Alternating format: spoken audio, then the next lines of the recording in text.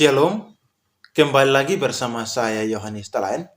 Kali ini kita akan merenungkan firman Tuhan dalam Matius pasal 24 ayat 29 sampai 35. Saya akan baca untuk kita semua.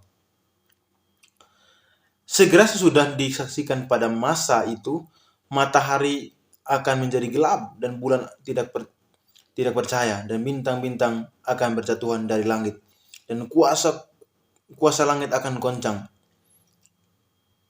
Pada waktu itu akan tampak tanda manusia di langit, dan semua bangsa di bumi akan meratap, dan mereka akan melihat anak manusia itu datang di atas awan-awan di langit dengan segala kekuasaan dan kemuliaannya. Dan ia akan menyuruh keluar malaikat-malaikatnya dengan meniup sangkakala yang dahsyat bunyinya, dan mereka akan mengumpulkan orang-orang pilihannya dari keempat penjuru bumi, dari ujung langit yang satu ke ujung langit yang lain. Tariklah pelajaran dari perumpamaan tentang pohon ara. Apabila ranting-rantingnya meluput dan mulai bertunas, kamu tahu bahwa musim panas sudah dekat. Demikian juga jika kamu melihat semua ini, ketahuilah bahwa waktunya sudah dekat, sudah di ambang pintu. Aku berkata kepadamu, sesungguhnya angkatan ini tidak akan berlalu sebelum semuanya ini terjadi. Langit dan bumi akan berlalu, tetapi perkataanku tidak akan berlalu. Tak jarang kita mendengar, ayo percaya Yesus, biar engkau masuk neraka. Jadi ada orang yang menjadi Kristen hanya karena takut neraka.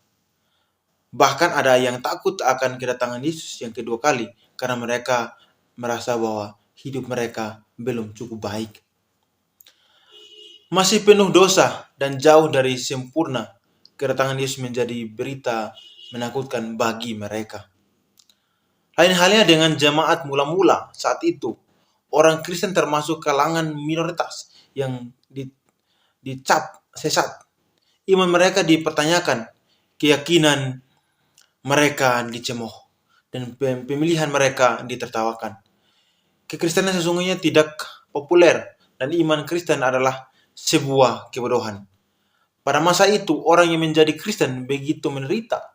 Mereka mengalami penganiayaan baik dari orang Yahudi maupun penguasa Romawi.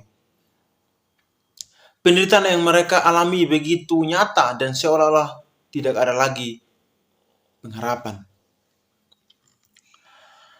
Bagi jemaat mula-mula, berita kedatangan Yesus sama sekali tidak menakutkan. Janji kedatangannya justru menjadi penghiburan dan kekuatan bagi mereka. Karena suatu hari semua orang percaya akan menyaksikan dengan mata kepala mereka sendiri bahwa yang mereka percaya tidaklah sia-sia. Dia akan datang untuk menyelamatkan kita dan juga menyatakan keadilannya. Setiap orang jahat akan mendapatkan ganjarannya. Janji kedatangannya juga menjadi penguat bagi mereka yang menderita ketidakadilan. Janji ini mungkin menunjukkan bahwa mereka tidak sendirian. Ada banyak orang percaya di sepanjang sejarah yang akan dikumpulkan dari segala tempat. Semua ini akan membuktikan bahwa firman Allah itu benar dan pasti. Injil bukan alat untuk menakut-nakuti orang. Injil Kristus adalah berita tentang kasih dan keadilan.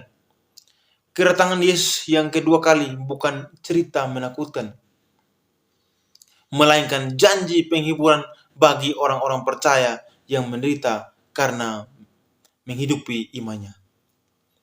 Injil adalah janji bahwa semua perjuangan mereka tidak sia-sia karena mereka percaya Kristus yang benar, yang akan datang untuk memerintah dalam kasih dan keadilan untuk selama-lamanya. Semoga firman Tuhan memberkati kita. Shalom. Thank you for the happiest year of my life.